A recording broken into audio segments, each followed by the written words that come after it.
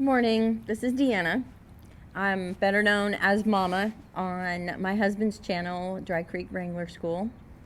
So I've been asked by a lot of different people several times to start my own channel.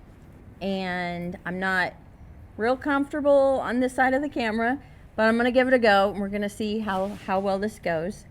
My husband did a video just recently on 5 things I wish my wife knew about me before we got married or early into our marriage. And so I'm going to give my side of that. 5 things I wish my husband had known about me early on in our marriage that would have maybe helped make things a little easier, So I wrote mine down. And the first thing I wish he had known about me is I don't always need you to fix it. Sometimes I just need you to listen. Let me rant, let me be emotional. I'm a female. I've got lots of emotions going on, and sometimes somebody will make me mad or do something or whatever.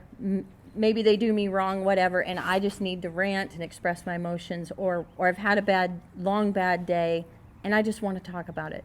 I don't need you to fix it. I don't need you to go and round up the kids and whoop them all for being bad to Mama or whatever. I just don't always need you to fix me. So that's number one. The second thing I wish my husband had known about me is that I am a crock pot, not a microwave. And I think he said that in his video too. It's a popular saying that women are crock pots and men are microwaves.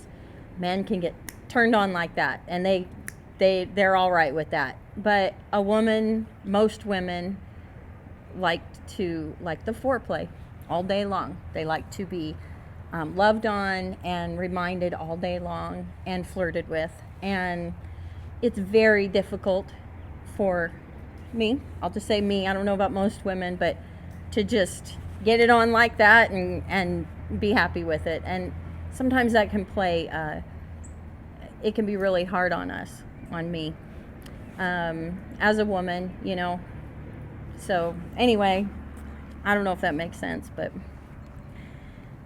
another thing I said I wish my husband had known about me was that I need constant personal encouragement, not just bragging to others about me, because he was very good about that. He always bragged about me to others, on the job site or whatever. I'd hear about it later or whatever, but I became a mother within 10 months after we got married, and I really was really involved in my kids. I was really attached to them, and I kind of lost my identity. I lost who I was in being a wife and a mom. And I didn't really even know me for years and years. And I'm the kind of person, the personality that I am is I needed that constant reassurance. Hey, you did a great job today. Or I'm really proud of the way you handled that with the kids. Or little things like that. And I'm not saying that he didn't do that. He did. I guess maybe I needed more. I don't know. I just feel like that's something I wish that he had known about me, and that maybe I had recognized and asked for. It just would have helped me out, I think, a little bit. Another thing was, this one was kind of, I didn't know if I should do it or not, but I'll just say it. I want to be a part of your world, but feel inadequate and feel like I'm invading your space.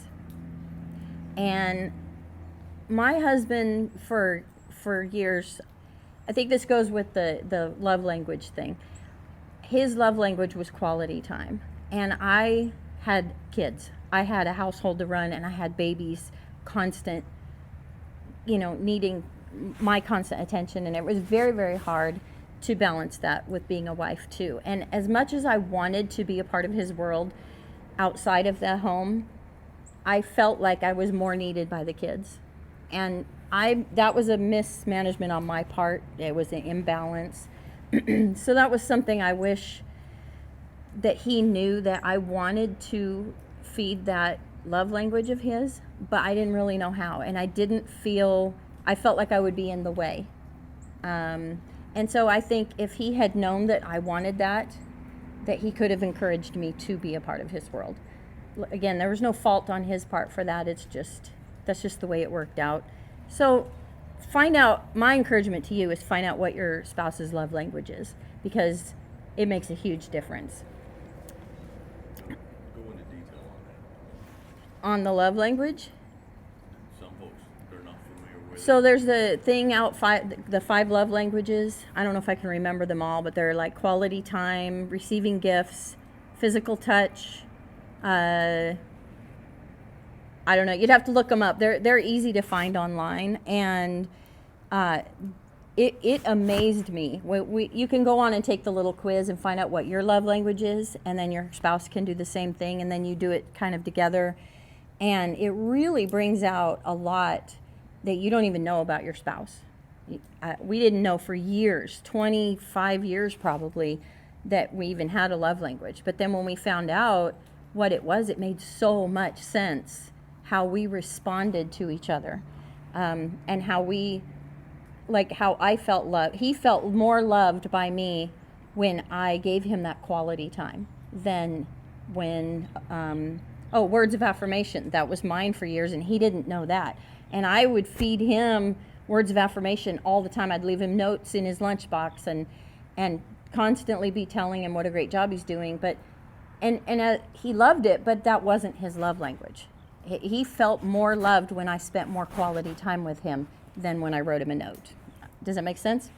So, we tend to speak our love language to other people, but you need to find out what theirs is. So anyway, the last thing I came up with was never stop pursuing me. Like, I want you to treat me like we're still dating and you're trying to win me over. Now, for a guy, I get they see the girl they want. They're like, I'm going to pursue her. And they date you. They do all the things that the girl falls in love with.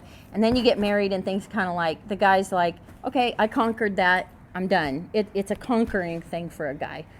And that's just the way it is. And it's hard on a lot of women. I've heard this, that they feel like after they got married, the guy just quit doing all the things to win them over. What you do to get them is what you got to do to keep them. Right. And Dwayne says, what you do to get them is what you got to do to keep them. And it's not natural.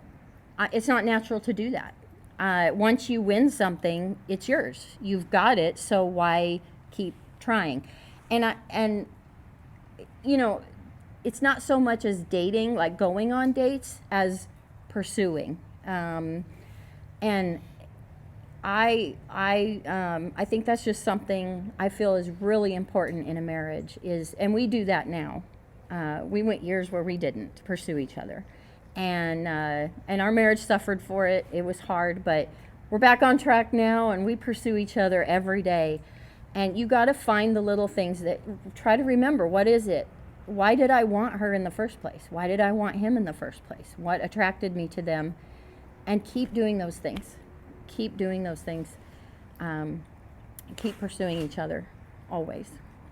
So anyway, that's just my five of the little things. I could probably come up with a lot more, but I won't do that on the video. So this is just my first video.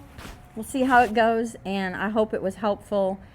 We'll try to get some more stuff going, and I kind of wanted to start this as a way of my side of the Dry Creek Wrangler School, but it kind of never really happened with school, was busy and everything. So my hope is just to help some folks, help maybe some young ladies out there or young mamas out there. I mean, I raised 7 kids and they're all gone now.